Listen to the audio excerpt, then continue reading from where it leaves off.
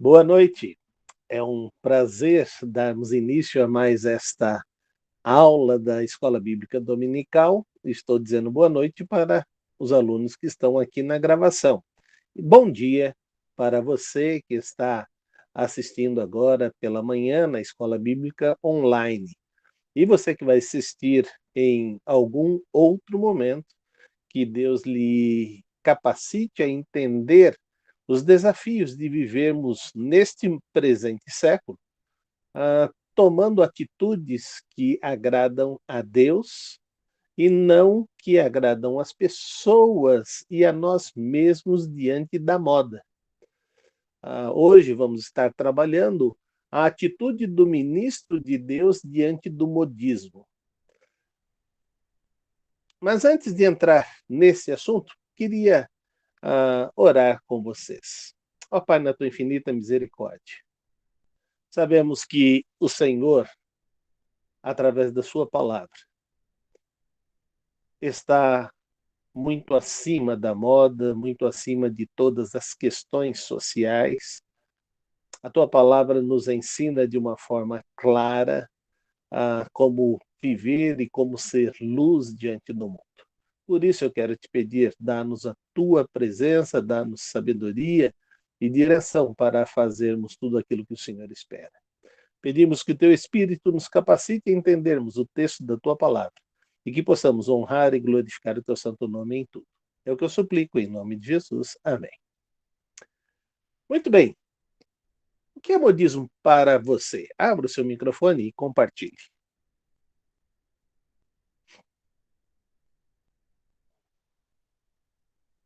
Para mim, o modismo é uma tendência a alguma coisa que vem rápido e vai rápido, e em geral, então, por isso a gente chamaria até de moda, né? Mas acho que o ismo aí é justamente porque as pessoas vão seguindo essa tendência como se fosse a expressão que o pessoal fala, massa de manobra, né? Então, a grande massa geralmente segue as tendências, os modismos. Muito obrigado.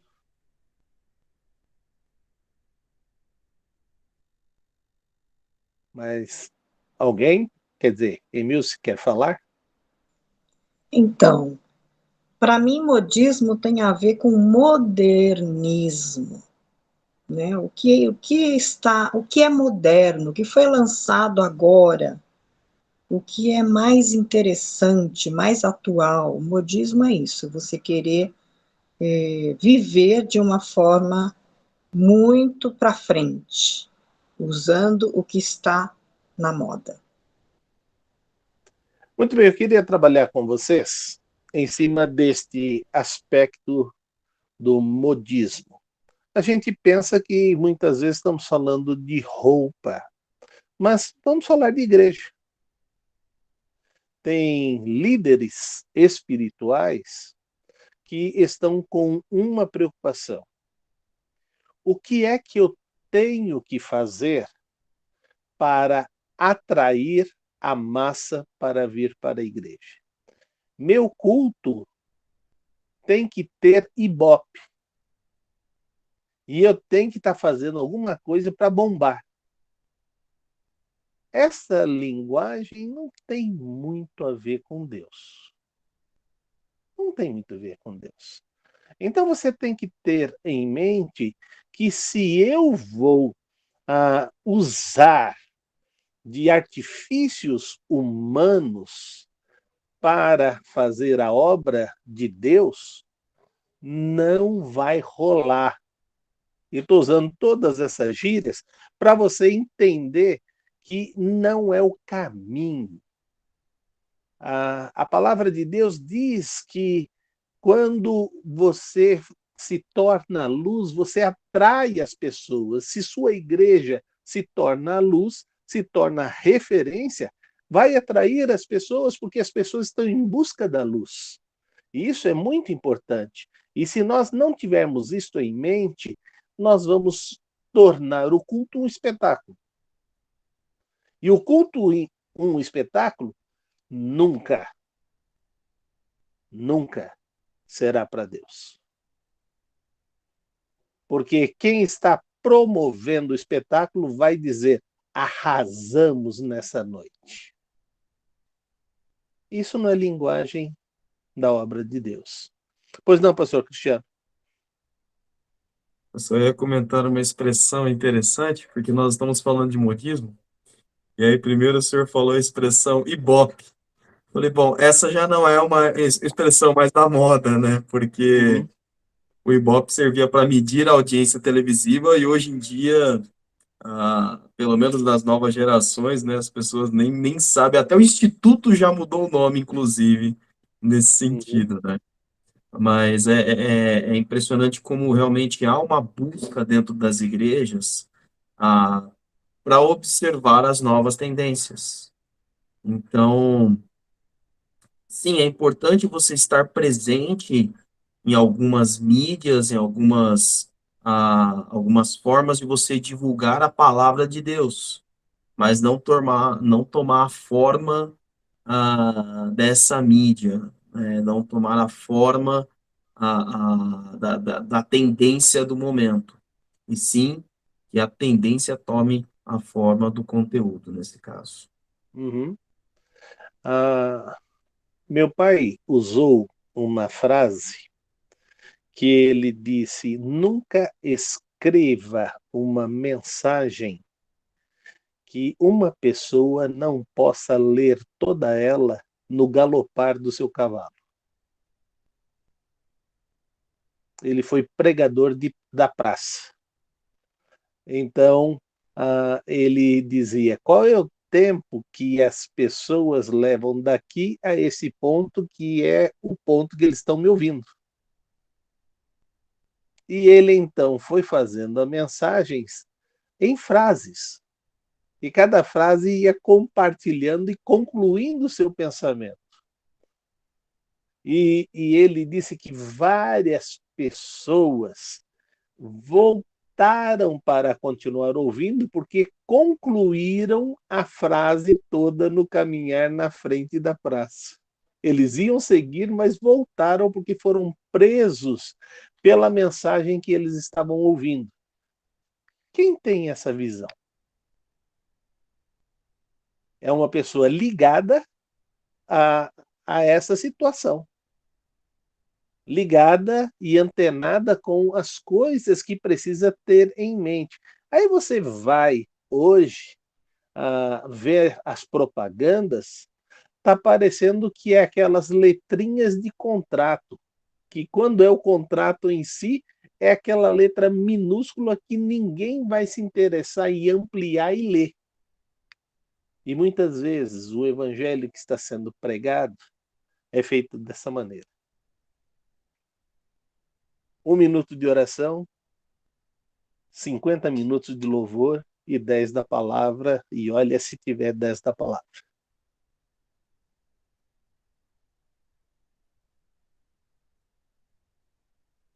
Se tivermos isso em mente, vamos priorizar a palavra e vamos começar a trabalhar para entendermos em que contexto nós estamos vivendo. O texto que nós vamos estar usando vai dizer do ambiente em que eles estavam vivendo e que nós também continuamos vivendo. O mundo, desde que é mundo, o Senhor já disse, o mundo jaz no maligno. Ele não disse, em 2022, o mundo jaz no maligno. Ele disse lá atrás, o mundo jaz no maligno. Eu tenho dito que as ações malignas, elas não estão sendo inventadas. Elas já existem. E elas já foram praticadas em maior ou em menor intensidade. O que está mudando é o interesse das pessoas em viver nessas ações malignas. E isto que é importante, porque há uma ilusão de que também Satanás dá. E, na verdade, ele veio para roubar, matar e destruir. O que aconteceu na sua vida pode entender que a frente será um passo para a sua derrocada. E aí nós precisamos ter em mente o que estamos pensando e trabalhando. E aí nós olhamos o texto de 2 Timóteo, capítulo 3. Hoje é o capítulo 3 e 4, tá bom? Nos versículos de 1 a 5, diz: nos últimos dias sobrevirão tempos terríveis. Homens serão egoístas, avarentos, preguiçosos, arrogantes, blasfemos, desobedientes aos pais, ingratos, ímpios, sem amor pela família, irreconciliáveis, caluniadores, sem domínio próprio, cruéis e inimigo do bem, traidores, precipitados e soberbos, mais amante dos prazeres do que amigos de Deus, tendo a aparência de piedade, mas negando o seu poder. Veja quantos adjetivos ele está usando para qualificar o que, se não entendermos o que estamos combatendo, poderemos nos tornar participantes de. E esse é o grande problema. Porque estas ações, só o fato de estarmos juntos, a coisa vai acontecer. Então, você precisa ter em mente que isto é mundo. E o Senhor diz: Pai, eu não os peço que os tire do mundo, mas que os guarde do maligno. Deus quer trabalhar na minha vida, mas eu preciso querer ser trabalhado por Deus para ser aqueles que transformam o mundo pela razão, pelo entendimento que eu tenho e que você tem da palavra de Deus. O mundo precisa desse referencial. Pois não, pastor Cristiano? O que eu acho interessante no texto, Paulo diz: os últimos dias sobrevirão tempos terríveis. E normalmente, quando a gente fala tempos terríveis e pensa nos últimos dias, e aí tem muito cristão, inclusive, falando: estamos nos últimos dias, porque nós falamos de guerras, falamos de desastres naturais, que é algo que o próprio Jesus vai falar. Mas é muito interessante o que Paulo descreve como terrível. Olha, terrível não são as guerras. Terrível não são as guerras, terrível não são os desastres naturais. Terrível serão as pessoas que serão egoístas, avarentas, presunçosas, arrogantes, blasfemas, desobedientes aos pais e assim por diante. Porque até mesmo, por exemplo, num desastre natural, por pior do que seja, ele pode revelar uma nação profundamente amorosa, profundamente responsável. Eu lembro de um relato de um japonês falando ali de um dos vários terremotos que já aconteceu lá, mas foi um dos mais graves nos últimos 30 anos, e a casa dele desabou, ele chamou ali pela família, estava tudo bem, quando ele percebeu que estava todo mundo bem, então ele saiu para a rua para poder socorrer os vizinhos. Então ele não ficou pensando em remontar a casa, em salvar os bens, em tirar os bens debaixo dos escombros. Não, ele foi justamente atender quem precisava.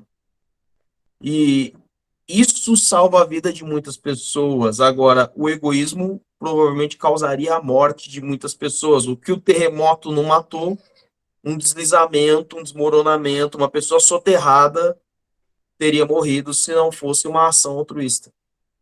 Então, eu queria Exatamente. trazer a atenção nesse ponto de que nós chegamos em tempos difíceis, tempos terríveis, muito mais pela nossa ação pessoal do que por algo coletivo.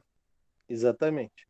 E veja o seguinte: para combater tudo isso que vai existir no mundo, você precisa ter em mente que algo precisa estar acontecendo na sua vida.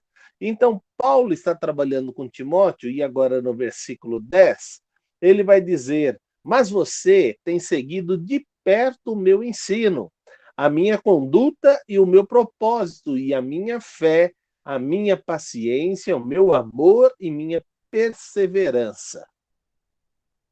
Você não tem tido a atitude deles.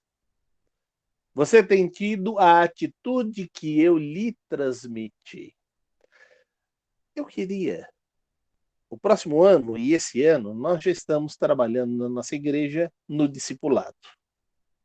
E eu queria trabalhar com vocês sobre alguns aspectos que são muito importantes. O primeiro aspecto que eu gostaria de trabalhar com vocês está intimamente ligado da seguinte forma. Eu estou discipulando alguém? Sim, estou. E o que você está fazendo com o discipular? Ah, eu vou na casa dele e ministro algumas lições. Isso não é discipular. Discipular é estar junto, acompanhar junto e ajudá-lo a superar as crises que vão acontecendo. E aí ele vai trabalhar. Você que tem me seguido de perto, meu ensino, a minha conduta, o propósito, a minha fé. Paulo estava sendo acompanhado por Timóteo. E Paulo sabia que tipo de ministração ele estava passando para Timóteo. E ele estava fortalecendo esta pessoa que se tornou o seu filho na fé. Veja, por exemplo, Cristiano, o pastor Cristiano, tem 2 crianças. Ele e a Joyce Lu foram no hospital, tiveram as 2 filhas e largaram elas.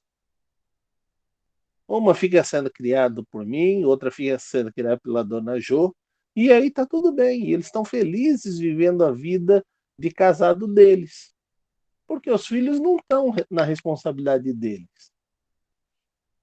Lá na frente ele vai dizer, querida filha, que bom que você aprendeu os meus exemplos. Como ela poderia ter aprendido os exemplos? Elas 2 dormem na casa do Cristiano e da Joyce.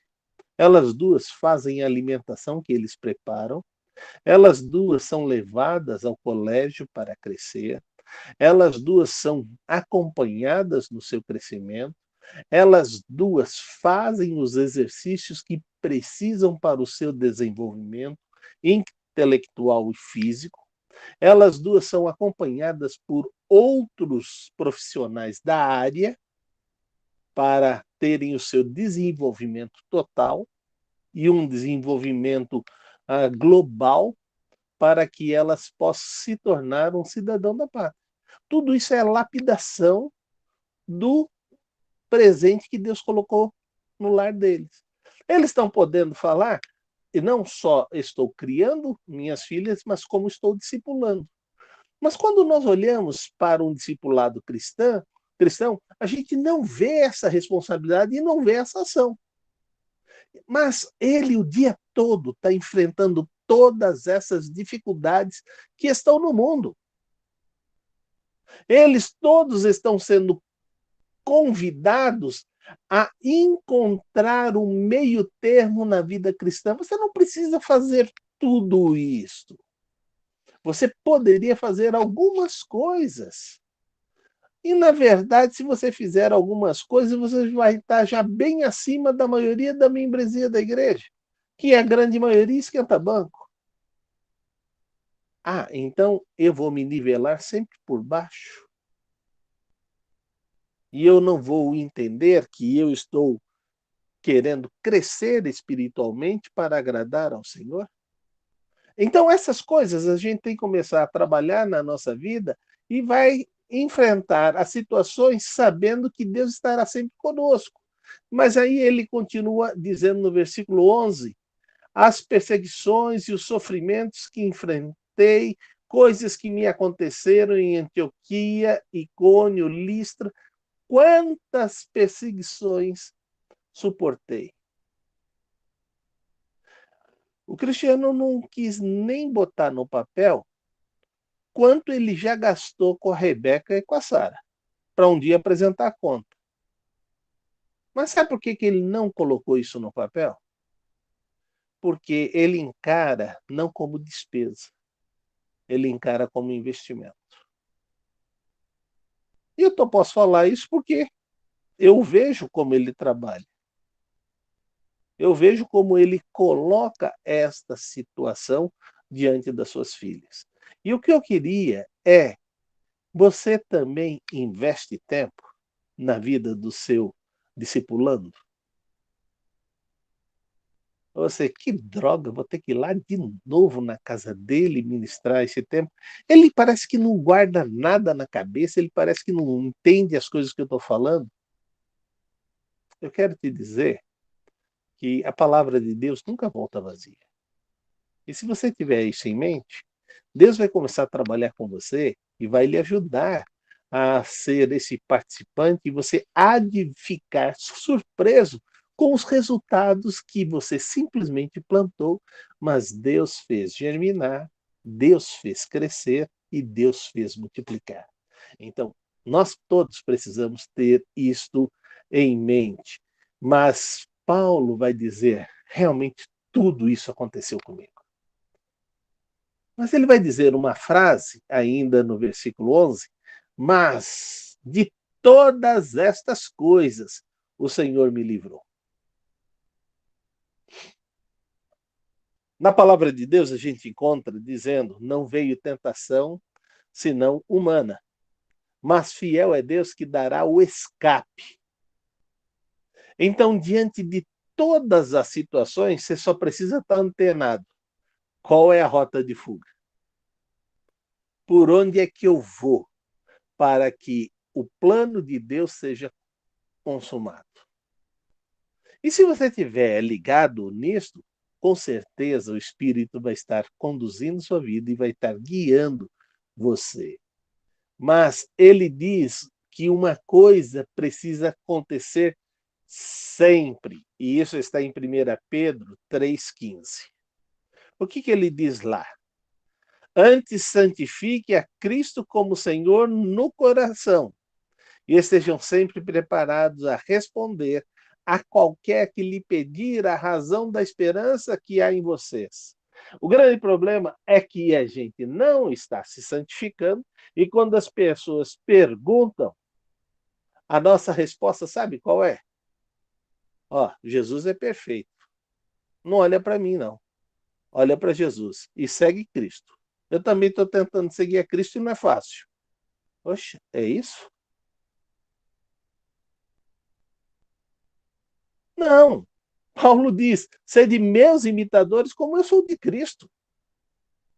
Eu sou o padrão para aquela pessoa que eu estou discipulando caminhar mais próximo de Cristo. De vez em quando eu olho para a igreja, e não estou falando da nossa específica, mas estou falando das igrejas, que se cada um tivesse um filho na fé sendo discipulado, não haveria tantos bancos ocupados sem ninguém fazer nada.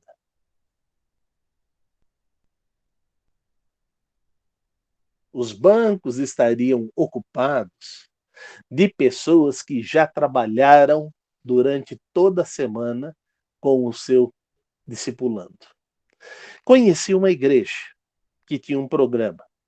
Chegava um visitante ou dois visitantes, ele sentava num banco e automaticamente 7 pessoas sentavam nesse mesmo banco.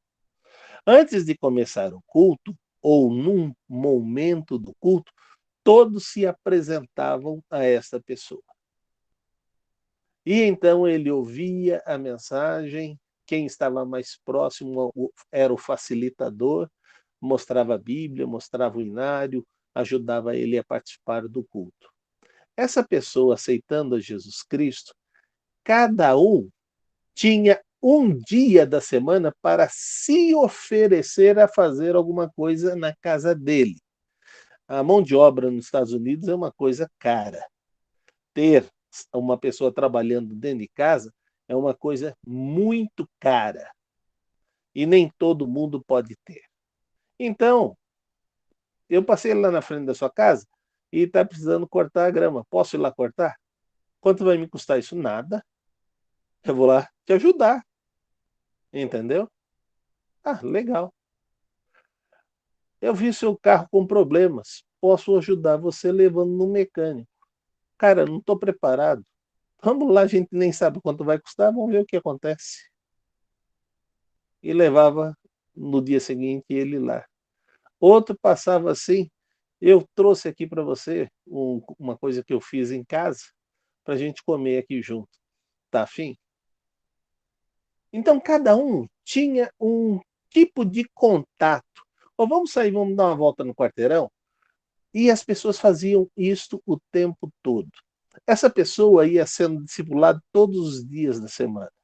Por quê? É uma planta nova, vai ter sol, vai ter espinhos, vai vir pássaros querendo tirar a mensagem do seu coração, mas ela precisa ser ajudada, fortalecida, nutrida e protegida.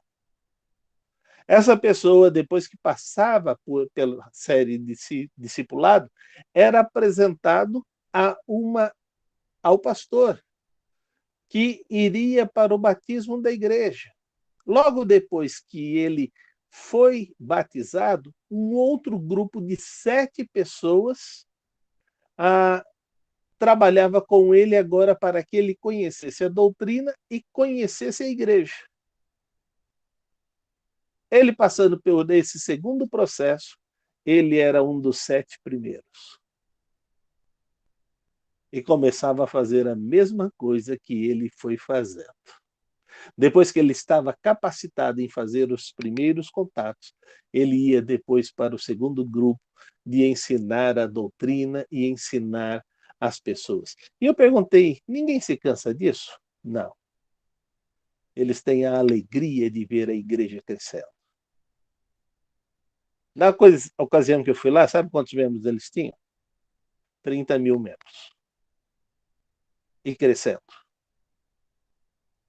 Eles tinham 6 quarteirões de igreja. Não era 6 prédios, era 6 quarteirões. Era algo monstruoso, entendeu? Então, o que eu quero dizer para você é que a gente precisa ter em mente que para que isto aconteça, eu tenho que estar me santificando. Eu tenho que ser um instrumento nas mãos de Deus para o meu crescimento pessoal. A oportunidade de dar testemunho sempre vai ocorrer. Hoje eu tive uma oportunidade rica, né? Eu tive uma reunião com a empresa que vai prestar serviço aqui no condomínio, e aí pude, só na reunião, nas coisas que estava falando, fazer a diferença, né? E as 2 funcionárias que estavam comigo, por acaso, quando o senhor for fazer isso no prédio, o senhor pode convidar a gente? A gente não é morador, mas gostaria muito de estar participando desse tipo de encontro que o senhor já teve no prédio. Eu falei, será um prazer, né? E posso mandar meu marido? Pelo que eu vi, vai ser um homem muito melhor, né? Então, essas são as coisas que a gente vai trabalhando e mostrando para as pessoas que tudo pode ser melhor na vida. A vida com Cristo é muito melhor, porque a gente fica livre de toda aquela situação, porque a gente vai trabalhar com Cristo na nossa vida. E essa é a sua oportunidade de começar a vivenciar isto. Mas lembrando que quando a gente experimenta, a gente compartilha. E a gente vai querer fazer isso mais. A gente vai querer compartilhar mais, porque a alegria, eu tenho dito, quem já viu o seu filho nascendo, aceitando a Jesus Cristo como Salvador, não existe maior alegria do que essa. Então, é muito importante. Eu já vi isto acontecendo centenas e centenas de vezes na minha vida cristã. No início, foi meio complicado. né? Porque eu achava que eu que convertia as pessoas. E aí, então, eu estava evangelizando um rapaz da lanchonete perto de casa. E meu pai chegou, me viu na lanchonete lá um dia, que era a lanchonete da esquina da rua de casa. Passou, 2 dias depois me viu lá de novo. O que você está fazendo na lanchonete tanto? Dinheiro você não tem. E o que você está fazendo lá? Ah, eu estou ganhando ele para Cristo. Aí ele falou assim, como assim você está ganhando ele para Cristo? Ele é duro, mas eu já estou quase convencendo. Aí meu pai virou para mim e disse, filho, você já falou da palavra de Deus? Já, mas ainda não está pronto para aceitar. Quem disse que ele não está pronto para aceitar? Deixa que o Espírito faça. Mas não é eu que tenho que convencer? Não. Quem convence é o Espírito Santo. Você só precisa compartilhar. Depois que eu passei a entender isso, eu creio no poder do compartilhar aquilo que Cristo já falou no seu coração. Você não tem que fazer curso teológico, você não tem que fazer oratória, você não tem que fazer absolutamente nada. Você só tem que compartilhar o que você experimenta de Cristo na sua vida. E fazendo isso, você vai ser diferente. E aí você tem que fazer uma pergunta que você vai sempre ser questionado. Por que que você não faz estas coisas que dão prazer? O que que dá prazer? Você poder beber, encher a cara, isso dá prazer? Dá. Para mim, não. Porque viver em Cristo é mais do que qualquer outra coisa. É que você nunca experimentou. Já. Pior que já experimentei. E eu sei aonde leva, porque já me levou. Então não me interessa continuar nesta vida que só gera destruição. Muito pelo contrário. É só você perguntar na casa aonde entra a bebida alcoólica. As pessoas ficam mais felizes ou mais tristes. Veja, comece a olhar os jornais e ver o quanto esta bebida, estas drogas, têm destruído as pessoas e as famílias. Mas tudo em busca de um prazer que achava que isto iria acontecer. E, na verdade, não acontece nada disto. Pelo contrário, são dominados pelas coisas que destroem a sua própria vida. Então, eu quero que você entenda que se você escolher fazer a diferença no mundo, você precisa dizer o que o mundo me oferece como prazer mundano. As modas dos dias de hoje não é para mim e não tem interesse. E aí sim você vai começar a buscar o que é o principal. E o principal, quero te dizer, não é uma religiosidade. Eu tenho a minha religião. Não. O que é importante é eu tenho um relacionamento com Deus e sirvo a Deus na minha igreja. Aí sim você encontrou tudo que realmente precisa acontecer. E aí sim você vai estar no centro da vontade de Deus e vai estar feliz por tudo isso que está acontecendo. Mas cuidado com a corrupção. Eu queria que alguém lesse para mim agora os versículos 14 a 17 do capítulo 3.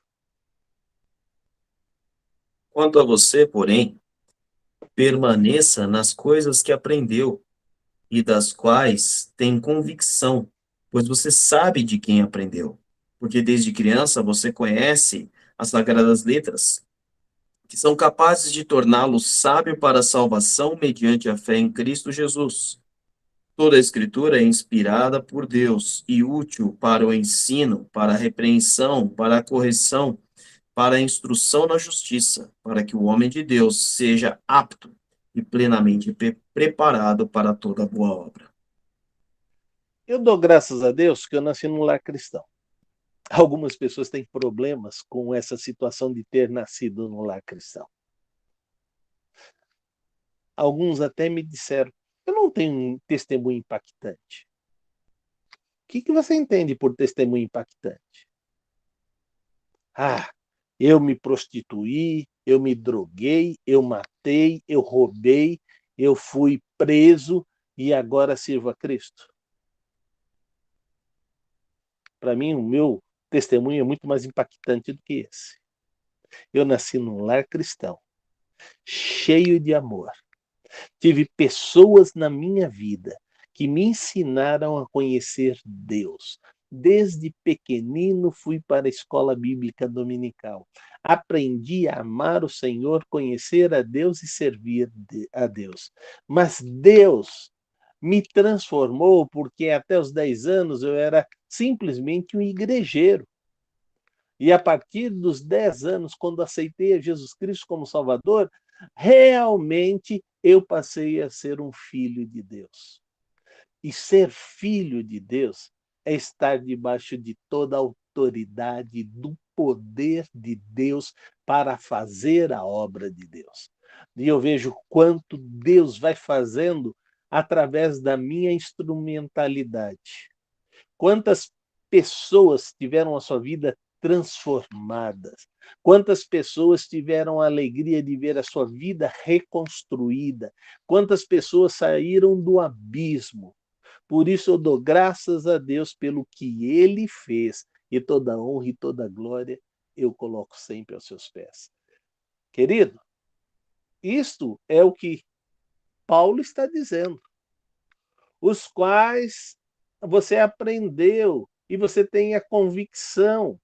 E desde criança você conhece as sagradas letras, que é capaz de torná-lo sábio para a salvação mediante a fé em Cristo Jesus. Você faz a diferença porque ao ter a Bíblia dominando o seu ensinamento e o seu agir, você pode construir o tempo todo. O subsíndico tem me acompanhado, senhor Francisco, em tudo que está acontecendo no prédio. Eu disse, o que eu tiver ciência, você também vai ter, porque você vai estar comigo o tempo todo.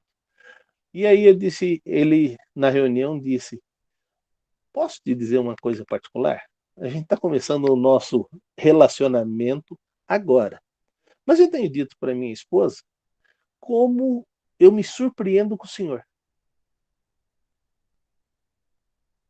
O senhor saca algumas coisas que parece que a sabedoria nunca é sua. E eu disse, verdade.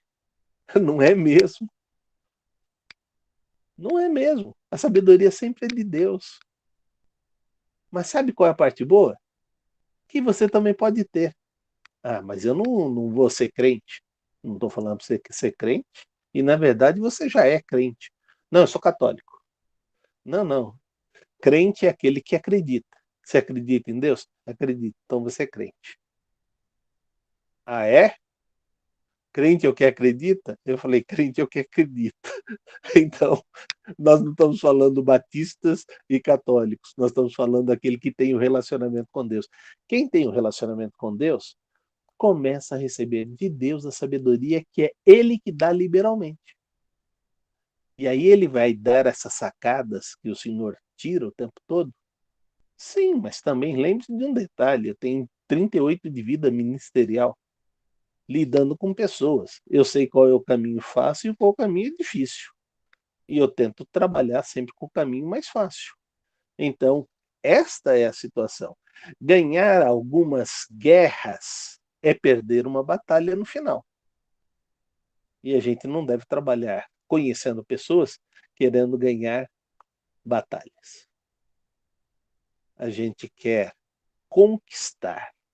É interessante que alguns.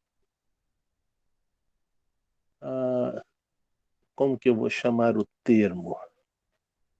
Eu não queria só colocar alguns generais ou imperadores.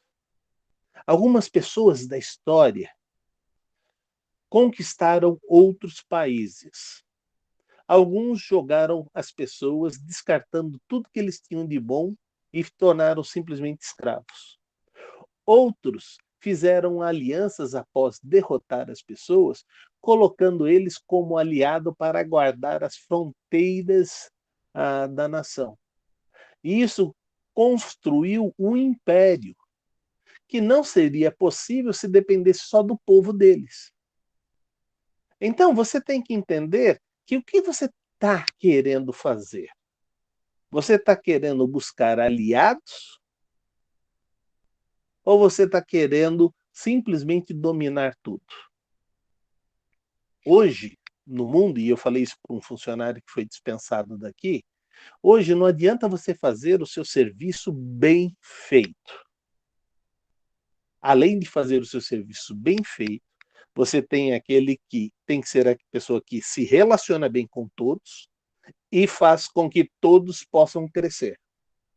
Se você não se tornar essa pessoa, você nunca será uma pessoa necessária na empresa. Você tem que aprender a aglutinar as situações e fazer com que todos prosperem junto com você. Essa é a visão que todo mundo está buscando nos seus funcionários. E se a gente não tiver isso, não vamos ter essa bênção. Por isso ele vai dizer, toda a Escritura que é inspirada, o que ela vai fazer? Ela é útil para o ensino. Dela você vai tirar coisas que são fundamentais, que te livram de situações difíceis. Eu tenho dito que há uma música que diz sobre os nossos erros. E eu disse que essa música não é uma música que eu gosto muito de cantar. Porque a música que eu acho que faz sentido, eu quero aprender com os teus erros para nunca cometê-los. Eu não quero aprender com os meus erros, porque eu vou sofrer pelos erros que eu cometi. Então, se eu olho para a Bíblia, que não é um livro de super-heróis, mas é um livro de homens que falham, mas que se arrependem e voltam a ter um relacionamento com Deus, eu estou aprendendo caminhos que eu não preciso falhar. Eu estou aprendendo caminhos que me levam direto a ter essa íntima comunhão com Deus. E eu espero que é isso que você esteja aprendendo na palavra de Deus. Mas também a Bíblia traz-nos a repreensão e a correção. Sabe qual é a parte boa? A repreensão e a correção de Deus, ela sempre é doce. Então não é correção e nem repreensão, não. É repreensão e é correção, mas sempre para o teu bem. Ele nunca vai nos entregar à destruição. Ele corrige porque ama. E se ele ama, ele quer o seu bem. E mais do que nunca nós temos que aprender nesse tempo de correção. Mas também é para a nossa instrução na justiça. Como diante desse mundo que nós lemos todas aquelas características que são tremendamente danosas para o relacionamento, para a vida das pessoas, como nós temos que aprender que o nosso padrão não é o do mundo.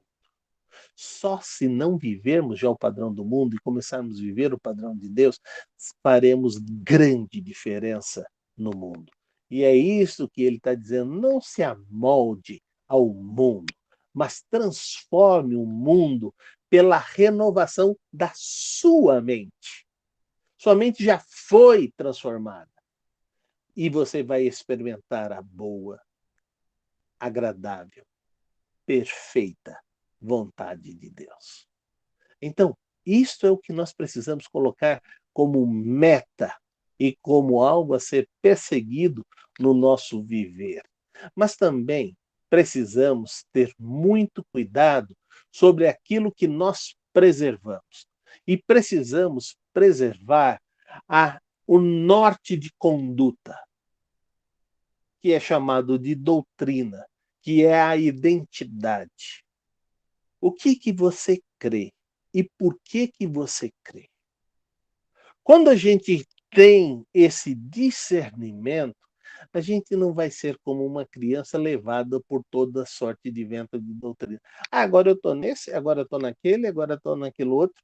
Eu tinha um jovem que cada vez que ele me encontrava, ele dizia: pastor, olha aqui minha boca. Estou olhando. O senhor viu quanto ouro tem na minha boca? E eu disse: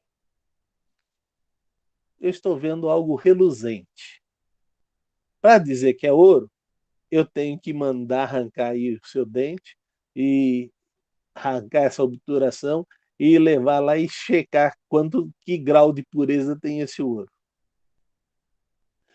Pastor, eu agora não preciso fazer tratamento da minha boca. Deus já me deu tudo dente de ouro. Olha, querido, você lembra da conversa que nós tivemos há umas 4, 5 semanas atrás? Lembro. Eu vim falar que eu estava em grande dificuldade porque eu não sabia como eu ia pagar o tratamento dentário que eu tinha que fazer. E agora Deus me deu todo esse dente de ouro. Tô tudo pronto, tudo curado. Eu falei, então agora você tem que perguntar para Deus, que é o dono do seu dinheiro, o que é para fazer com todo esse dinheiro que está sobrando. O senhor não deixa nem a gente ser feliz, né? Eu estou feliz porque eu vou ficar com muita grana no meu bolso e agora o senhor disse que eu tenho que perguntar para Deus o que é para fazer com esse dente. Passado mais uns 5 ou 6 semanas à frente, ele volta para mim e diz: ô pastor, sumiu todo o dente de ouro. Eu falei, peraí, ouro, até onde eu sei, não desaparece. E voltou a doer tudo minha boca. Eu falei assim, posso fazer uma pergunta sincera? Esse seu Deus é muito fraco. Primeiro ele cura a sua boca, depois te dá dente de ouro, depois tira o ouro e depois volta a ter todo o problema de dente? É, pastor, eu acho que não era de Deus, né? Eu falei, ainda você tem dúvida que era ou não era de Deus? Eu falei, gente, entenda uma coisa. De que material Deus fez o seu dente?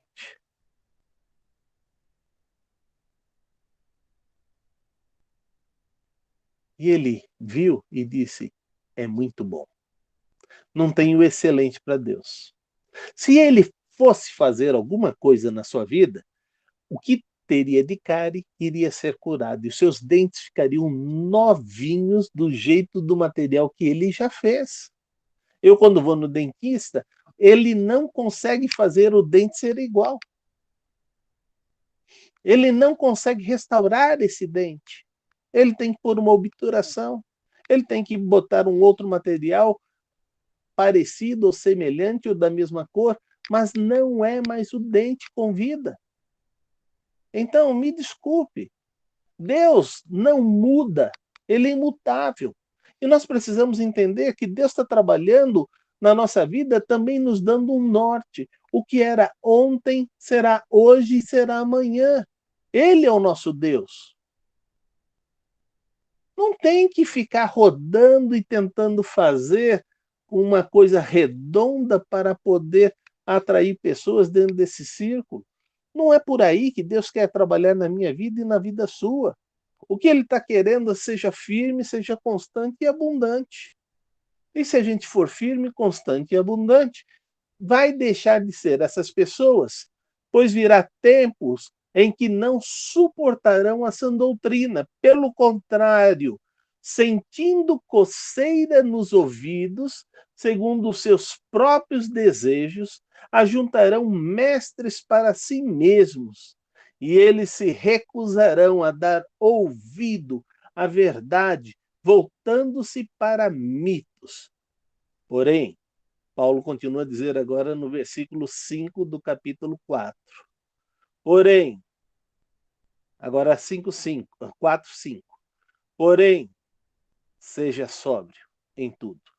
Suporte o sofrimento. Faça a obra de um evangelista. Cumpra plenamente o seu ministério. Queridos, vamos começar a entender o que Deus espera de nós. E vamos nos colocar diante de Deus dizendo, Senhor, que eu volte mais para a sua palavra, que eu volte mais a viver para o Senhor e que eu passe a glorificar mais o teu santo nome. E se você fizer isto, então verdadeiramente o nome de Deus será engrandecido. Paulo vai dizer que o viver dele, e isso está no versículo 7, irmã Emilce, leia para mim. 4, 7.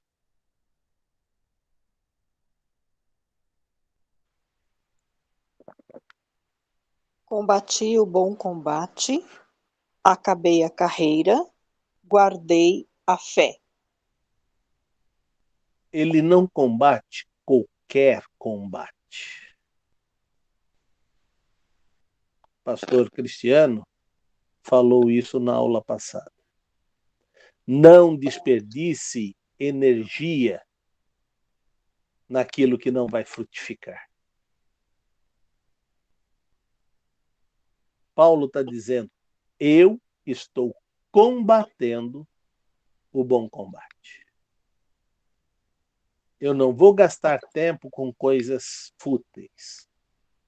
Eu não vou discutir genealogias. Eu vou, sim, comer comida sólida, para aqueles que são experimentados na fé. Então, isso precisa estar na sua mente. E aí ele vai dizer, agora me está reservada a coroa da justiça, que o Senhor justo juiz me dará naquele dia, não somente a mim, mas também a todos que amam a sua vida. Então, tenha em mente que todo mundo que combater o bom combate vai ter a coroa da justiça. E nós estamos na expectativa da volta de Cristo. Então, esta é a grande bênção. João, capítulo 11, verso 25 e 26. Emílio, eu acho que o seu microfone ficou aberto. Leia para mim, pastor Cristiano. Com 11, 26? 11, 25 e 26. 5, 26. Disse-lhe Jesus, eu sou a ressurreição e a vida. Aquele que crê em mim, ainda que morra, viverá. E quem vive e crê em mim, não morrerá eternamente. Você crê nisso? Pastor, eu não temo a morte, só não quero morrer agora.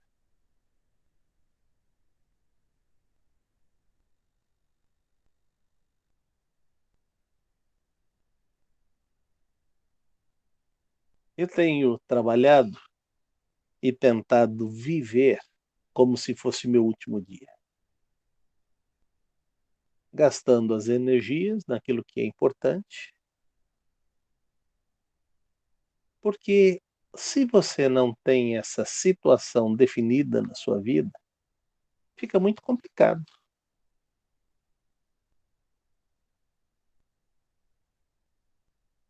Pastor Erlande, numa palestra aos pastores, ele disse o seguinte: se você não tem alvos, tá tudo bem. Você não se preocupa com nada e nem sabe se vai chegar em algum lugar porque não existe alvos. Tanto faz quanto tanto fez tudo que está acontecendo. Na verdade, não é isso que é para acontecer. Você entra para realizar uma tarefa e você persegue essa tarefa. Eu, quando aceitei o convite da Nova Jerusalém, foi a igreja que mais sabia o que ela gostaria que acontecesse. E eles disseram, pastor, queremos um pastor que siga 3 metas. Ok? Quais são as metas da igreja? Crescimento espiritual. Crescimento numérico. E expansão da propriedade. Eu fui pastor dessa igreja 18 anos e 7 meses. Do primeiro dia ao último dia, eu segui estas metas. Eu nunca fiz levantamento, exceto quando eu estava estava me preparando para deixar. E eu pedi para a secretária da igreja, na secretaria da igreja, que pegasse os livros de atas e checasse tudo que foi relacionado para fazer um relatório. E então, no relatório, eu pude dar todas as informações que, desde o primeiro ano até o último dia, foram perseguidos.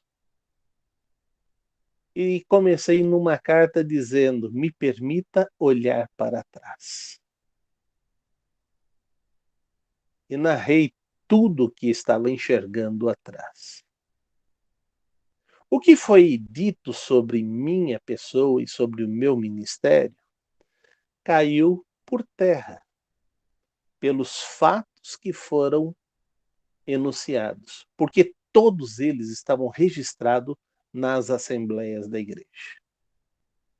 Então, é muito importante na nossa vida cristã, o nosso justo juiz, ele também está anotando tudo. E sabe o que ele vai dizer? Ele vai dizer: servo bom e fiel, foste fiel no pouco, sobre o muito te colocarei, entra para o gozo do seu Senhor. Ele não precisa ficar fazendo nota, porque ele é ciente de tudo.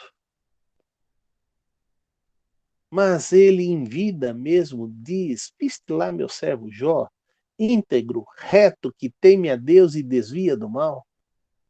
O Senhor não só está vendo no final da nossa carreira, mas também está acompanhando o nosso dia a dia.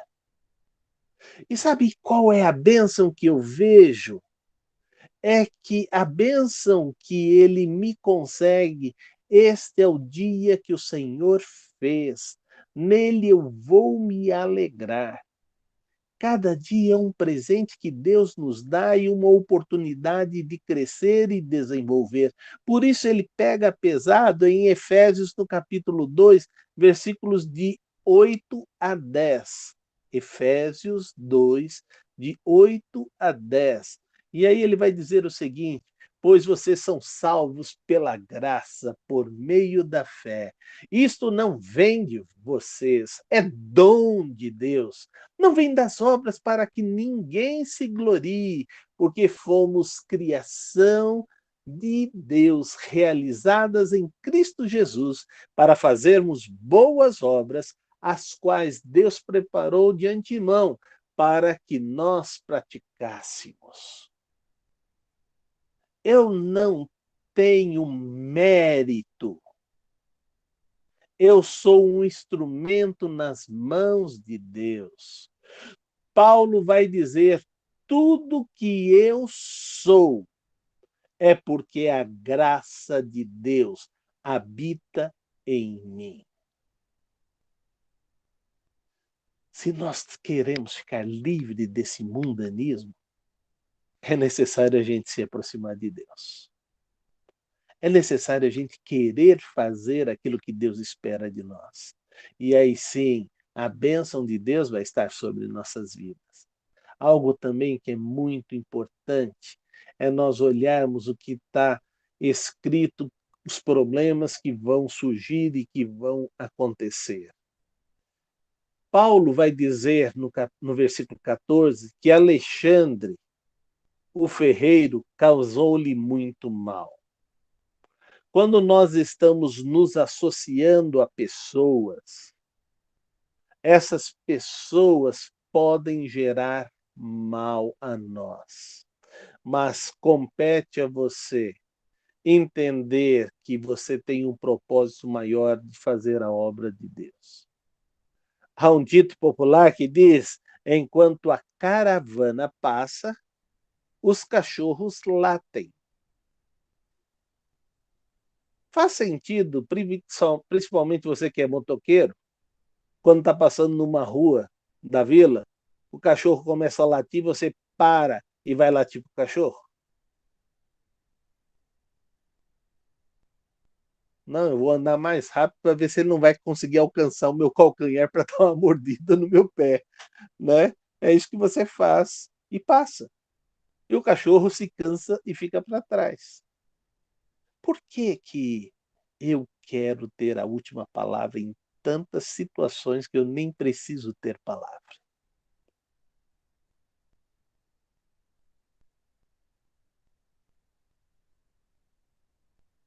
E se nós entendermos isto, vamos começar a mudar a nossa maneira de ser.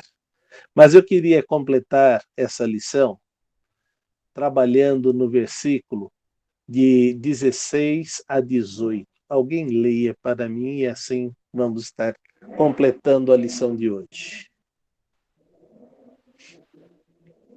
Ninguém me assistiu na minha primeira defesa. Antes, todos me desampararam. Que isto lhes não seja imputado. Mas o Senhor assistiu-me e fortaleceu-me, para que por mim fosse cumprida a pregação, e todos os gentios a ouvissem. E fiquei livre da boca do leão. E o Senhor me livrará de toda a má obra, e guardar-me-á para o seu reino celestial, a quem seja glória para todos sempre. Amém. Queridos, uma coisa que eu quero dizer a você. Se você decidir não seguir o modismo, mas decidir seguir ao Senhor, fazer a obra que Ele lhe confiou, não tema os percalços que vão estar sobre sua vida ou ao seu redor. Acredite que o Senhor proverá o livramento, que Deus lhe dará recompensa e que Deus irá lhe animar na jornada. Mas lembre-se, é o Senhor. Ele diz na sua palavra que eu darei o querer e darei o efetuar. Isaías tinha uma boca suja. Morava no meio de um povo de impuros lábios. Ele coloca esse problema para o Senhor. O Senhor o purifica. E logo depois, o Senhor pergunta: quem enviarei? E ele diz: eis-me aqui. Eu espero que você esteja respondendo: eis-me aqui, Senhor.